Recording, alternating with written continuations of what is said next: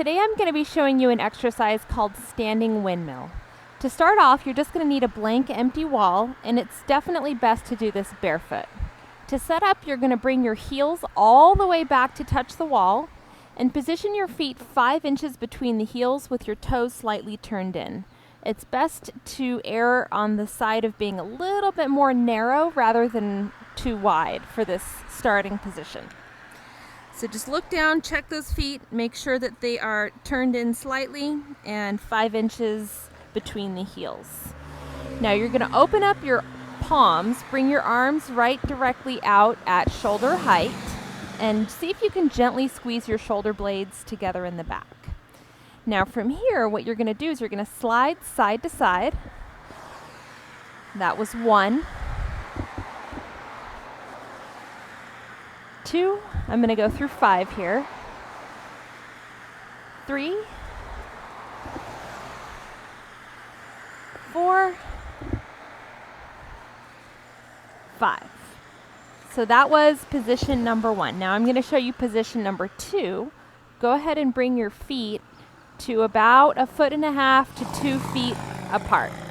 Be sure to turn your toes in slightly so that you are slightly pigeon-toed. Again, bring those arms up to shoulder height, spread your fingers wide, and touch all 5 of your fingers, including the back sides of your hands, all the way back against the wall. That's really important. Now keep your shoulder blades pinched together in the back and go side to side 5 times. This is 1, 2, 3, 4, 5. Now I'm going to show you position number 3. You're going to want to bring those feet wide to about 2.5, maybe even 3 feet apart if you can get that wide. I'm going to let that ambulance go by. All right, so feet about 2.5 to 3 feet apart, and feet are going to be slightly angled in. You're going to want the outer edges of your feet to be nice and straight. Now bring your arms out to shoulder height with your fingers open, nice and wide, shoulder blades pinched together in the back. And again, you're going to go 5 times. 1, 2, 3, 4, 5. Now you're going to come back to hip width distance apart. This is position number 4. Again, you're going to want your heels about 5 inches apart, the balls of your feet about 3 inches, and bring your hands out to shoulder height. Open your fingers, bring all of the fingers back, the back sides of the hands to touch the wall.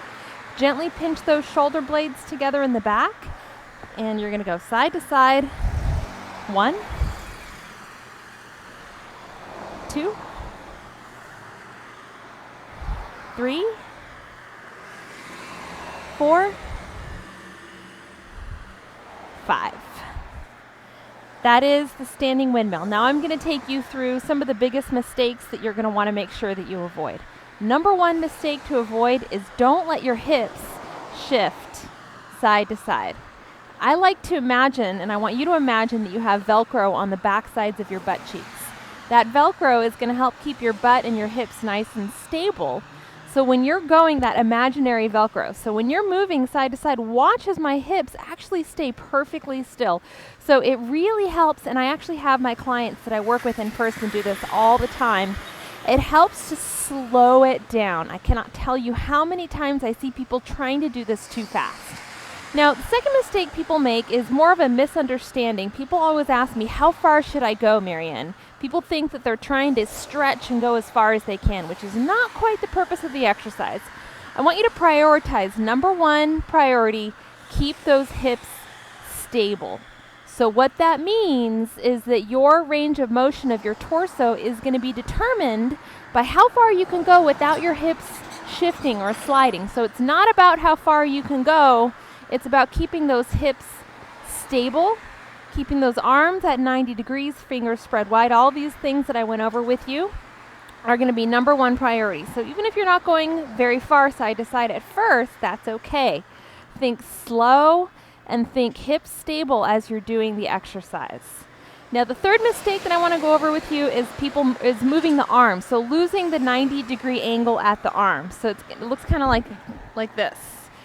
So instead what you want to do when you start off is bring your arms directly out from your shoulders and see if you can visualize that 90-degree angle there from your torso to the tricep right there. Now you're going to want to maintain that 90-degree angle as you move side to side, so don't lose that 90-degree angle, okay? So those are the biggest mistakes to avoid.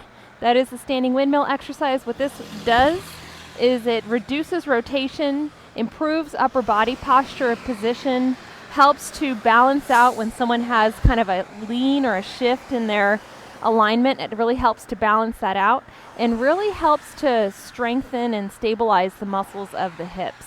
So I hope this video was useful for you. If you have any questions, please post them to the comments below. And if you haven't already, be sure to subscribe to the channel. I'd really appreciate it. I look forward to seeing you again soon.